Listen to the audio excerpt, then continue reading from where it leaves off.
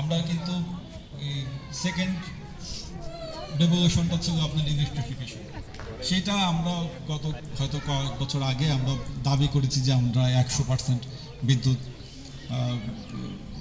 উৎপাদনে সক্ষম একটি দেশ হয়েছে, যদিও সেখানে অনেক লুফল এখন বের হচ্ছে। তো যেই সেকেন্ড হয়েছে 1900 সালে, সেই সেকেন্ড আমরা এখন 2025 সালে 24 সালে এসে আমরা দাবি করছি।